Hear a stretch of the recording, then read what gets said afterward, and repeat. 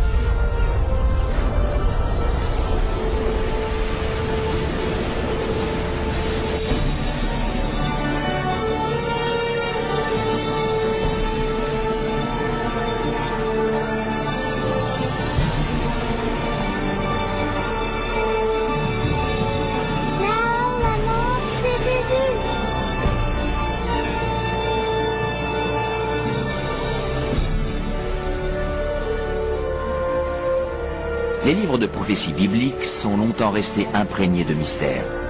Textes anciens, nombres cryptiques, images symboliques, tous décrivent d'épouvantables événements apocalyptiques proches. Est-il vraiment possible de les comprendre? Qu'est la marque de la bête? Serait-ce, comme certains le prétendent, une puce implantée sous la peau? Quelque chose de plus insidieux? Et l'Antéchrist? Ce sinistre ennemi de Dieu a-t-il déjà fait son apparition? Ou est-il encore à attendre dans l'ombre? La fin du monde sera-t-elle déclenchée par des attaques terroristes? Serons-nous témoins des horreurs d'Armageddon et des 7 dernières plaies? Que faut-il savoir pour ne pas être laissé pour compte lorsque le Seigneur reviendra? Reconnaîtrons-nous les derniers jours et saurons-nous à quoi nous attendre? Vous allez découvrir ce que la Bible dit réellement sur les événements terrestres de la fin des temps. Joignez-vous à moi et découvrons ensemble les faits se cachant derrière la fin du monde dans la prophétie biblique.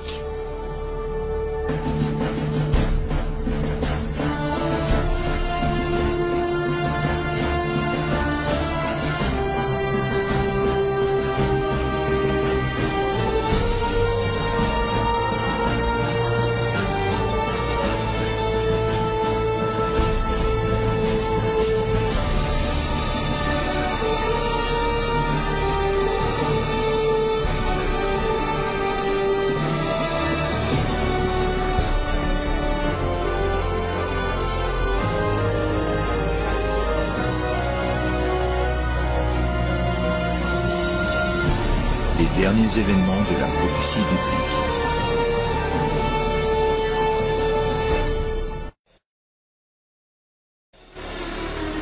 Les signes de la fin.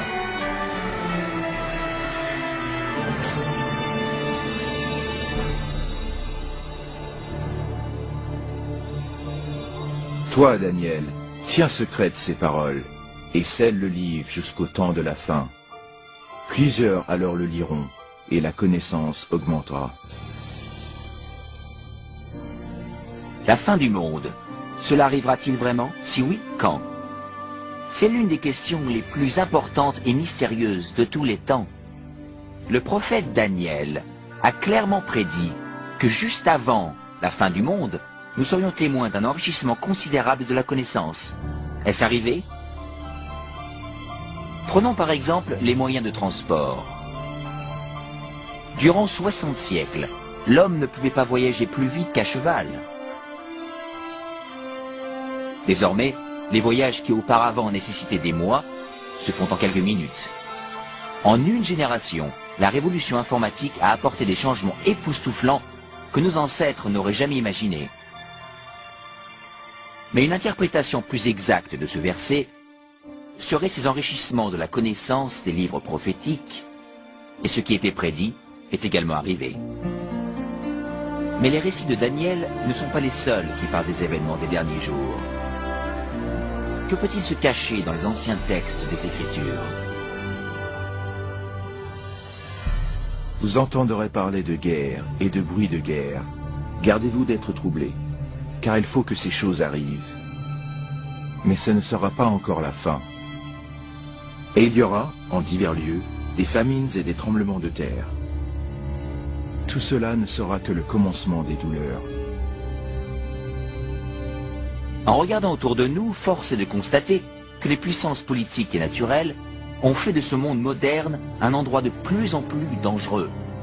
Pensez-y. Au cours des 100 dernières années, le monde a dû essuyer 2 guerres mondiales et de nombreux autres conflits majeurs, sans parler de la montée du terrorisme international. À ajouter à cela l'augmentation de catastrophes naturelles mortelles, tremblements de terre, incendies, inondations, tempêtes et dérèglements climatiques. Tout cela ravageant notre planète.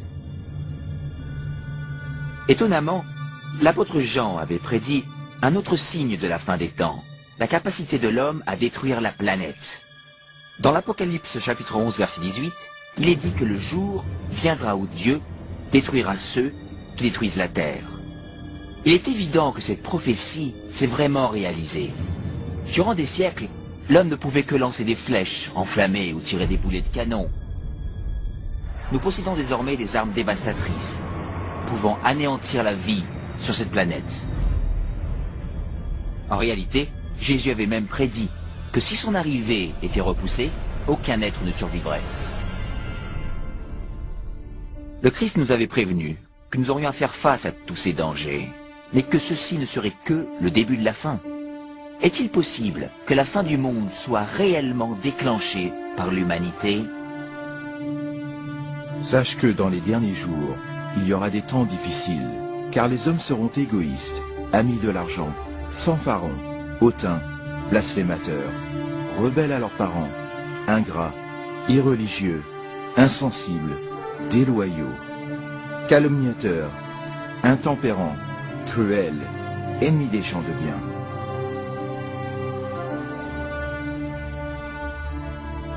Quiconque ayant vécu durant les dernières décennies ne peut nier la chute libre de la morale dans notre société moderne. Chaque génération repousse les limites d'une conduite acceptable. Chaque nouvelle génération évolue donc dans un contexte moins moral que la précédente. Malheureusement, cette tendance semble inexorable. À l'époque de Noé, la décadence conduisait à la destruction avec le déluge. Au temps de Lot, la dépravation perverse de Sodome et Gomorrhe conduisit à la destruction de ces cités par le feu divin. Ce qui arriva du temps de Lot arrivera pareillement. Les hommes mangeaient, buvaient, achetaient, vendaient, plantaient, bâtissaient. Mais le jour où Lot sortit de Sodome, une pluie de feu et de soufre tomba du ciel et les fit tous périr. Il en sera de même le jour où le Fils de l'homme paraîtra. Est-il possible qu'aujourd'hui, la perversion et l'immoralité puissent encore appeler les jugements du ciel? En plus du déclin moral de la société, la Bible prévoit également une montée en flèche du spiritualisme et de l'occultisme dans les derniers jours. Mais l'Esprit dit expressément que dans les derniers temps, quelques-uns abandonneront la foi pour s'attacher à des esprits séducteurs et à des doctrines de démons. La communication avec les morts, longtemps interdite par les Écritures, est maintenant largement acceptée, même dans les églises modernes. Les émissions de télé et les films mettant en scène la sorcellerie et les sciences occultes sont extrêmement populaires, surtout chez les jeunes. Malgré cette immoralité et cet étouffant spiritualisme, la Bible nous enseigne que là où le péché abonde, la grâce abonde d'autant plus. La promesse qu'a faite Jésus quant à la propagation mondiale de l'Évangile juste avant son retour offre un espoir profond. Cette bonne nouvelle du royaume sera prêchée dans le monde entier pour servir de témoignage à toutes les nations. Alors viendra la fin. La tâche de répandre l'Évangile aux 4 coins de la terre, qui autrefois paraissait insurmontable, devient vite une réalité. Grâce aux missionnaires, aux livres, aux cassettes, aux émissions satellites et à l'Internet, l'évangélisation s'accélère autour du monde. le message du Sauveur n'a jamais été aussi répandu qu'aujourd'hui. La Bible révèle que nous vivons actuellement les derniers jours de la Terre. L'amélioration de la connaissance, l'instabilité globale, le déclin moral et l'intérêt démesuré pour l'occultisme prouvent que la fin est proche. Les signes de la fin sont bel et bien visibles. Mais il y a plus. La Bible annonce aussi que ce sont ces forces opposées du bien et du mal qui conduiront le monde à la bataille finale d'Armageddon. Bientôt, une crise mondiale encore inconnue plongera la planète entière dans les événements les plus terribles jamais vus encore. Car alors la détresse sera si grande qu'il n'y en a point eu de pareil depuis le commencement du monde jusqu'à présent, et qu'il n'y en aura jamais. Quelle catastrophe déclenchera cette crise? Et quand aura-t-elle lieu? Se peut-il que ce soit un acte terroriste dévastateur? Un crash économique? Ou même un tremblement de terre, un astéroïde ou autre cataclysme? Une catastrophe chimique ou un fléau biologique mortel? Peut-être un mélange de tous ces désastres. Mais même si la Bible ne révèle pas l'événement précis, elle annonce les scènes dramatiques qui y succéderont. Dans notre rubrique suivante, vous en découvrirez plus sur ces événements renversants, terrifiants, que la majorité des chrétiens ne sont pas prêts à affronter.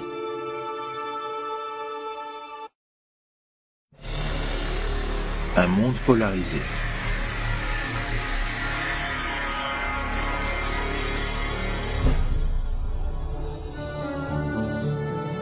Alors que la fin du monde approche, les leaders mondiaux se battent contre les multiples catastrophes. Pendant ce temps, les chrétiens fidèles à Dieu font l'expérience d'un merveilleux élan d'énergie venant du Saint-Esprit. Après cela, je vis descendre du ciel un autre ange, qui avait une grande autorité, et la terre fut éclairée de sa gloire. Ce grand pouvoir qui illumine le peuple de Dieu, c'est le Saint-Esprit.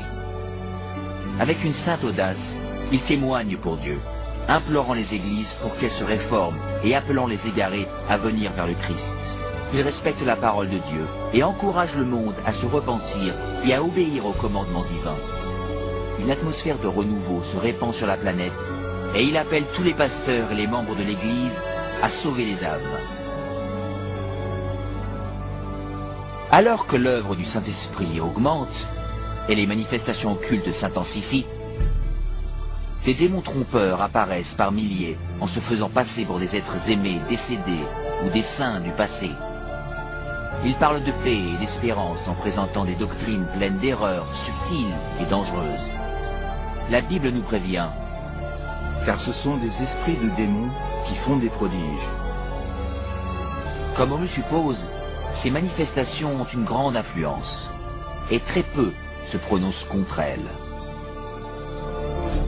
Jusqu'ici, les familles et les églises sont restées inefficaces dans leur tentative d'enrayer cette vague de malfaisance mondiale. Au cœur de cette agitation politique, morale ainsi qu'environnementale, les hommes cherchent le moyen de bloquer cette immoralité grandissante que nous avons aujourd'hui. Poussés par les électeurs, les leaders religieux et politiques mettent en place des mesures légales plus fortes pour restaurer les principes divins et la paix. Sous cette pression, le gouvernement vote des lois allant à l'encontre des principes de Dieu.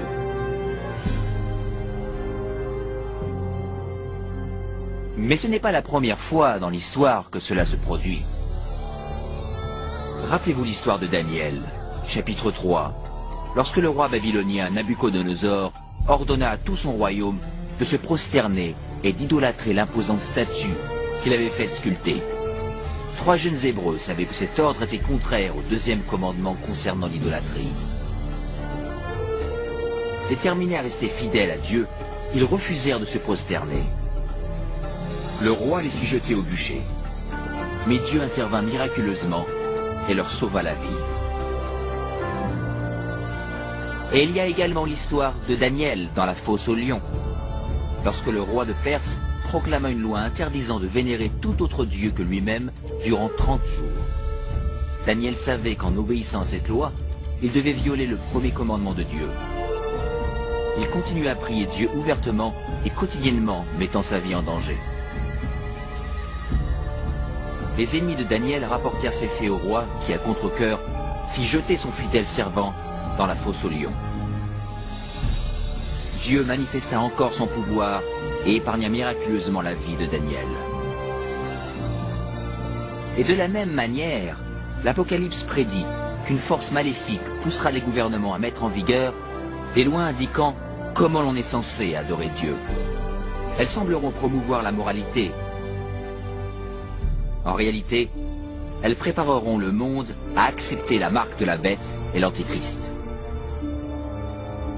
Car il s'élèvera de faux Christ et de faux prophètes. Ils feront de grands prodiges et des miracles, au point de séduire, s'il était possible, même les élus. Alors, dans ces moments de crise, lorsque le monde cherchera désespérément la délivrance et la stabilité mondiale, l'aide apparaîtra sous une forme des plus surprenantes. Partout autour de la planète, on entendra ce cri « Jésus est arrivé, Jésus est revenu ». Un être rayonnant et charismatique se présentera comme le Fils de Dieu. Une nuée de reporters affluera pour voir cet être surnaturel faire des miracles. Ils l'entendront répéter les mots prononcés par Jésus dans les Écritures. Cet événement sera retransmis via satellite et des millions de gens croiront, à tort, que cette apparition confirme les Écritures. Il sera vu de tous. Beaucoup de religions attendent la venue imminente d'un sauveur, et cet être radieux paraît être la réponse à toutes leurs prières. Mais dans le deuxième épître Corinthiens, la Bible met en garde contre Satan sous l'apparence d'un ange de lumière. Ce n'est pas Jésus que les hommes accueillent à bras ouverts, mais Satan, se faisant passer pour le Fils de Dieu. Et ce faisant, le diable est ainsi capable de réunir les hommes et de renforcer ainsi son système de culte trompeur. Il réalise alors la plus grande imposture jamais commise envers la race humaine. La période d'essai s'achève.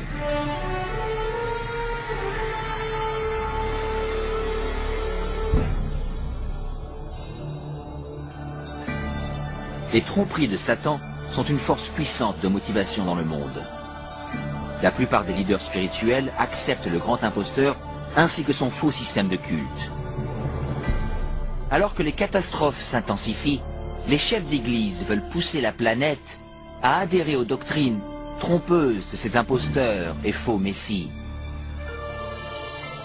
C'est ici la persévérance des saints qui gardent les commandements de Dieu et la foi de Jésus.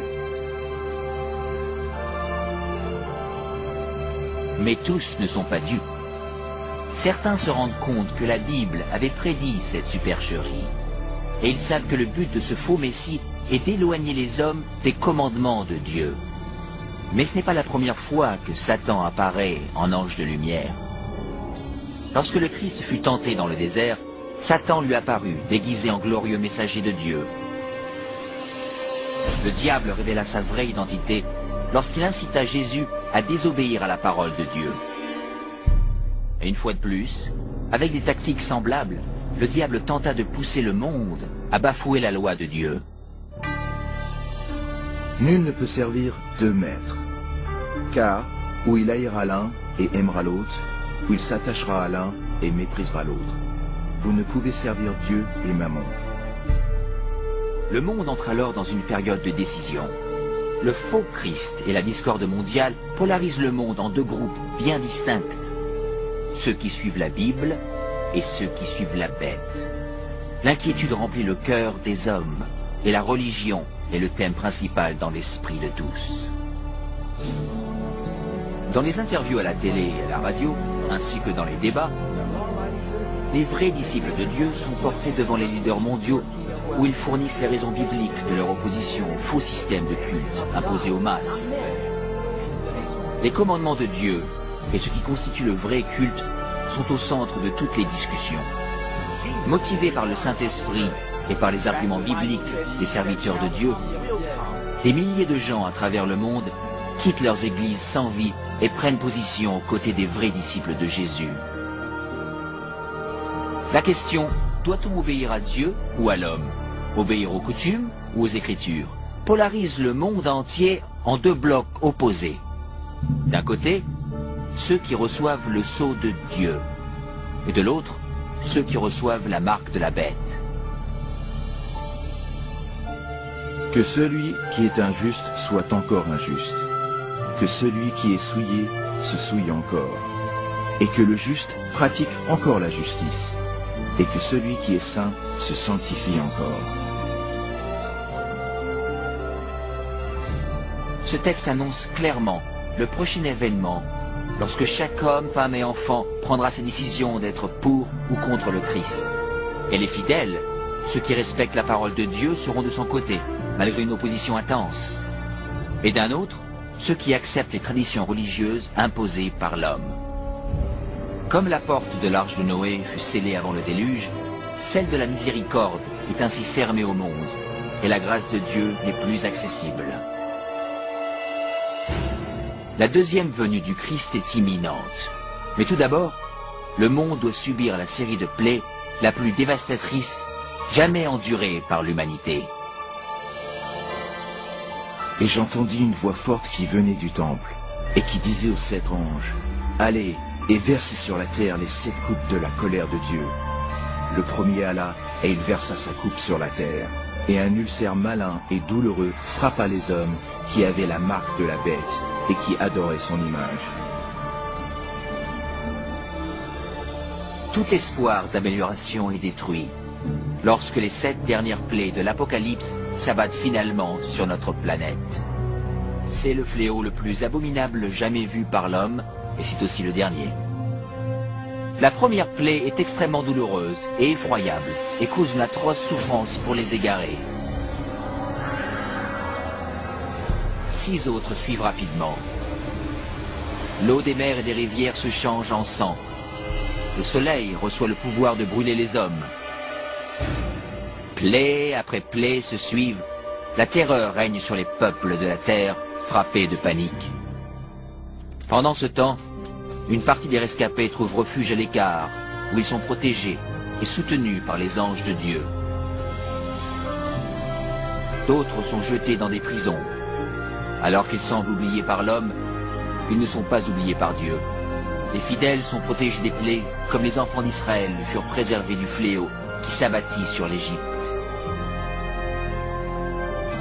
Les fidèles traversent alors une terrible période de quête spirituelle. Leur seule pensée devient « Sommes-nous dans les pas de Dieu ?» Ils trouvent la tranquillité en faisant confiance aux promesses de Dieu. Et le dragon fut irrité contre la femme, et il s'en alla faire la guerre au reste de sa postérité, à ceux qui gardent les commandements de Dieu et qui ont le témoignage de Jésus. Convaincus par le faux Christ, les misérables égarés pensent que leur seul espoir de se débarrasser de ce fléau est d'éliminer leurs opposants. On décide donc de rechercher et d'exterminer en une journée le peuple de Dieu qui se raccroche aux Écritures. Sur le champ de bataille spirituel, ceux qui suivent les traditions de l'homme et adorent la bête affrontent ceux qui aiment Jésus et obéissent à ses commandements. Ceci est la dernière bataille d'Armageddon. La malfaisance du monde a atteint les limites de la patience de Dieu, et il est temps pour lui de secourir ses fidèles enfants.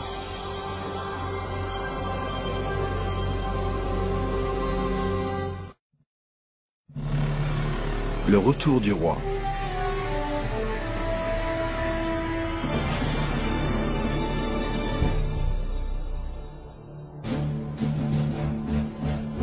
Au milieu de la nuit, on cria « Voici l'époux, allez à sa rencontre !» À l'heure la plus obscure, l'espérance tant attendue de tous les temps devient une réalité. La voix autoritaire de Dieu se fait alors entendre. Le fait est accompli. La voix tonitruante remue les cieux. Un puissant tremblement de terre signale alors l'approche d'une grande armada céleste. Les enfants de Dieu, qui étaient blêmes et hagards, se redressent devant leurs oppresseurs, encerclés par un arc-en-ciel lumineux. Leurs visages resplendissent, car ils savent que leur Rédempteur et ses anges viennent les chercher.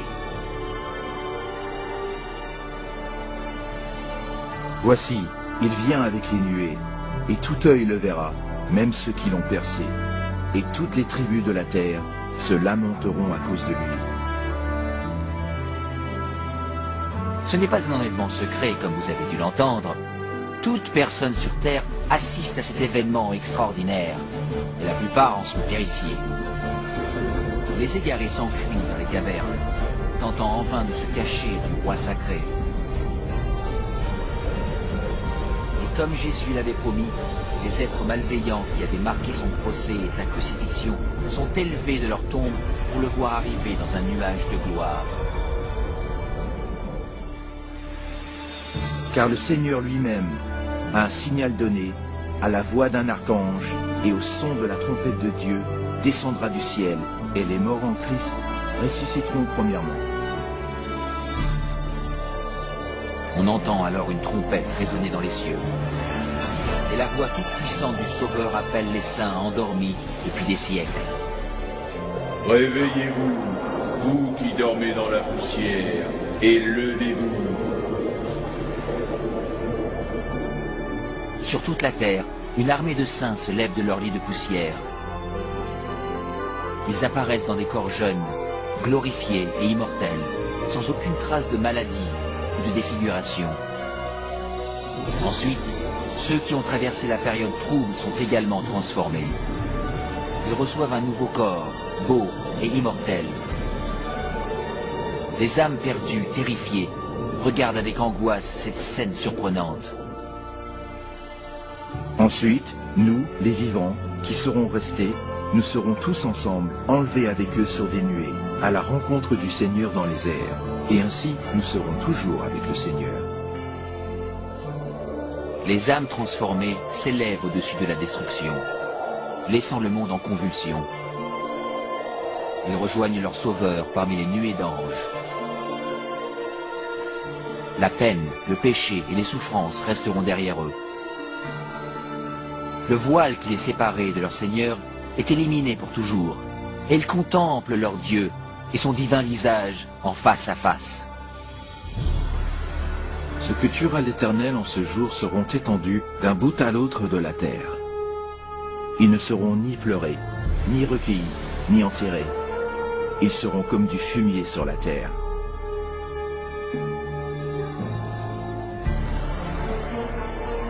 Au cours de la deuxième venue, le chaos règne sur la planète.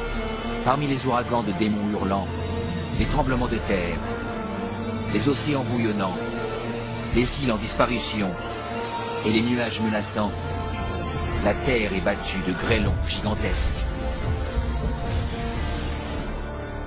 Les âmes perdues encore vivantes sont bientôt détruites par la clarté de la présence du Seigneur. Leurs corps sont éparpillés sur la surface de la planète ravagée. Pour la première fois depuis sa création, la Terre est désormais complètement dépourvue de toute vie humaine. Seul Satan et ses anges déchus demeurent pour contempler les résultats de la rébellion.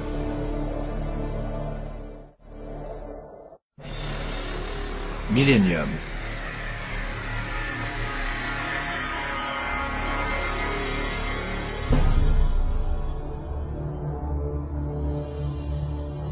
Puis je vis descendre du ciel un ange, qui avait la clé de l'abîme et une grande chaîne dans sa main. Il saisit Satan et il le lia pour 1000 ans.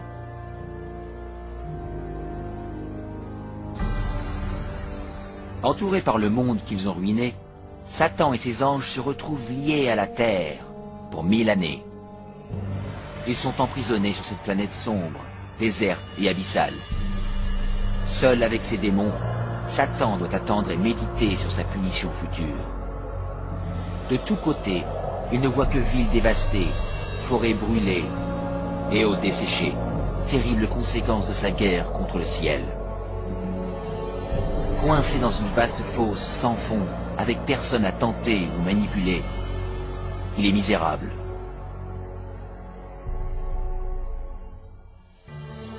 Et je vis des trônes, et à ceux qui s'y assirent fut donné le pouvoir de juger.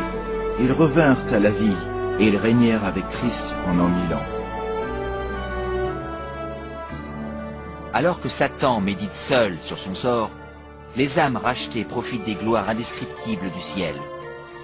Chacun rencontre son ange gardien qui répond aux multiples questions concernant sa vie sur terre. Puis Dieu, dans un acte ultime de révélation, les invite tous à participer au jugement des âmes perdues en ouvrant leur dossier. Les rachetés peuvent voir pour quelles raisons ceux qu'ils pensaient retrouver au paradis n'y sont pas. Les pensées les plus secrètes des égarés sont clairement exposées et le voile est levé sur leur bataille spirituelle. Les actes et motifs des anges déchus sont clairement visibles. La transparence de Dieu est à ce sujet remarquable. Comme Paul l'annonce dans le premier épître aux Corinthiens, chapitre 6, verset 2, les sauvés participent au jugement des âmes égarées. Avant qu'un seul pécheur soit puni, son dossier est revu par des humains comprenant les difficultés de la vie sur terre. Tous les maux et les faits des âmes perdues sont pesés devant la parole de Dieu. La justice de leur sentence est confirmée et l'ampleur de leur punition déterminée. À la fin des 1000 années, Jésus et les rachetés préparent leur retour sur terre. Satan, ses anges et les âmes perdues doivent faire face aux dernières conséquences de leurs actes. Les humbles hériteront de la terre, mais Dieu doit mettre en œuvre la phase finale de son jugement et purger l'univers des péchés.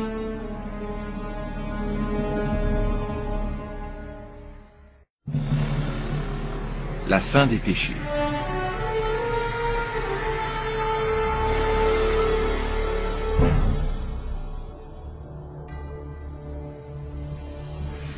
Et je vis descendre du ciel, auprès de Dieu, la ville sainte, la nouvelle Jérusalem, préparée comme une épouse qui s'est parée pour son époux.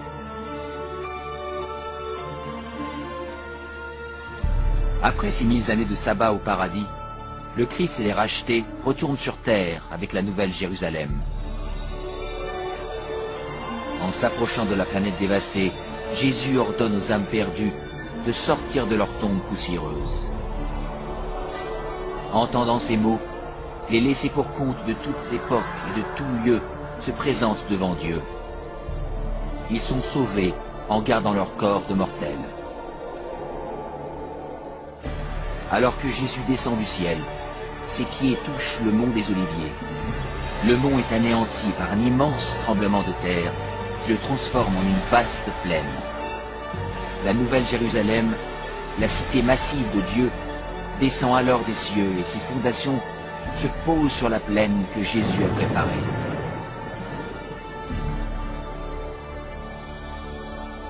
Quand les 1000 ans seront accomplis, Satan sera relâché de sa prison, et il sortira pour séduire les nations, afin de les rassembler pour la guerre. Étonnamment, Satan réussit à tromper ses adeptes une dernière fois et les mobilise pour prendre par la force la cité céleste. Les généraux et les militaires se préparent pour cette bataille épique.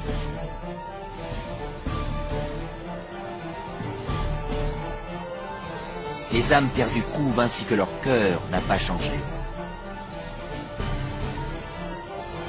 S'ils le pouvaient, ils renverseraient Dieu de son trône et s'empareraient de la cité sainte. Ils se rendent compte que cette guerre inutile est en réalité perdue d'avance. Le jugement dernier est arrivé. Et je vis les morts, les grands et les petits, qui se tenaient devant le trône. Des livres furent ouverts, et les morts furent jugés selon leurs œuvres.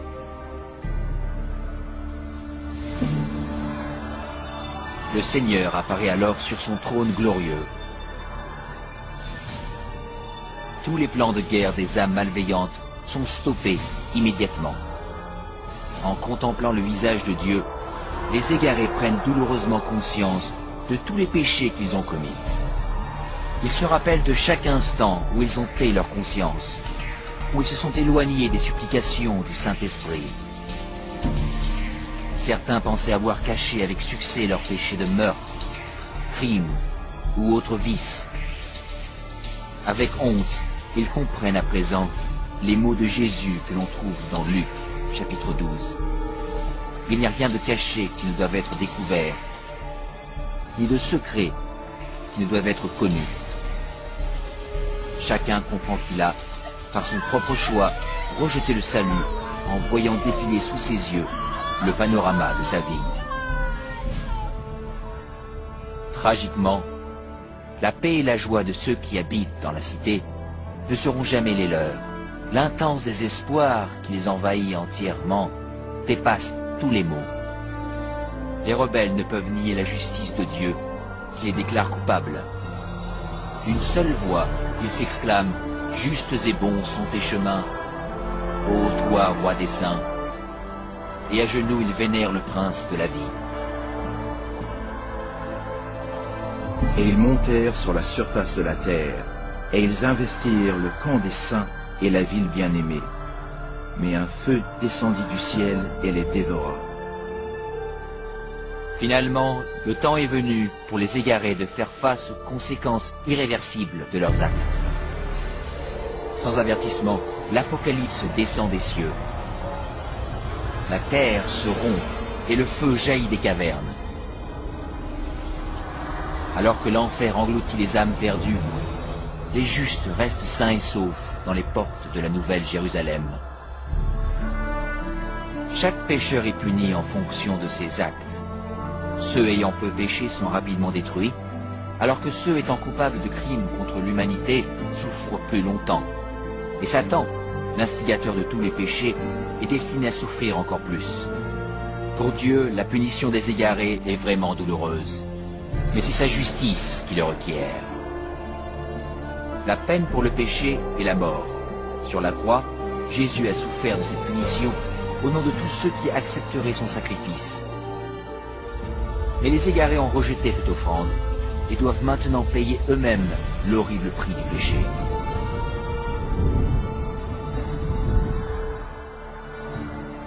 Car voici, le jour vient, ardent comme une fournaise. Tous les hautains et tous les méchants seront comme du chaume.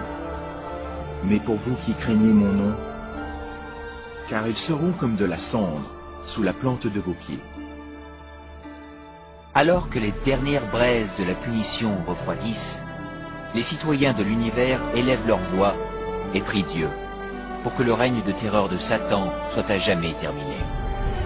La paix de l'univers est en sécurité. Dieu porte désormais son attention sur la création d'un nouvel Éden et d'une nouvelle terre.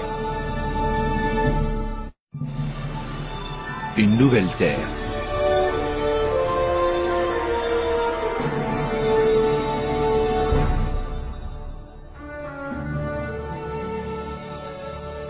Puis je vis un nouveau ciel et une nouvelle terre, car le premier ciel et la première terre avaient disparu. Après avoir purifié la terre par le feu, le Seigneur entreprend son merveilleux travail de renouveau. Avec le pouvoir de ses mots, la terre retrouve son apparence d'Éden originel. Il fait entendre sa voix, et un tapis de végétation luxuriante recouvre la planète. Sous son commandement, la terre et l'eau regorgent de vie. D'innombrables créatures magnifiques explorent le nouveau paradis.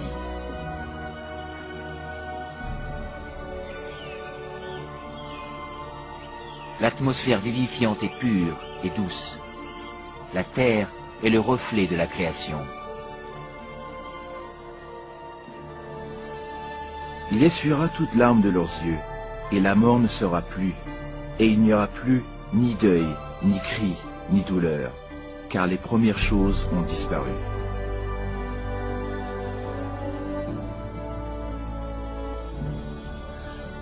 La sécurité de l'univers est assurée. Avec la Nouvelle Jérusalem comme capitale, tous les êtres créés se réjouissent de l'amour de Dieu. Ceux qui ont été sauvés de la destruction éternelle partagent un lien spécial avec leur Créateur qu'aucun autre être céleste ne peut apprécier. Alors que les péchés et les pécheurs ont été détruits pour toujours, une trace de la grande rébellion demeure. Qu'est-ce que t'as à la main?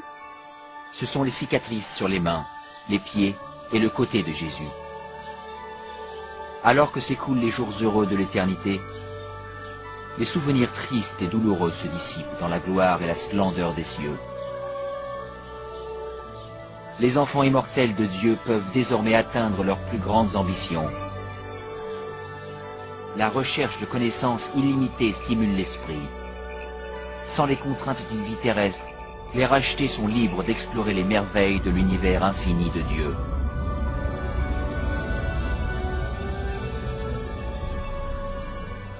Le ciel est un endroit de paix et d'harmonie parfaite, où l'amour pour Dieu et les autres remplit tous les cœurs. La Bible promet que ce royaume éternel peut être votre éternel foyer.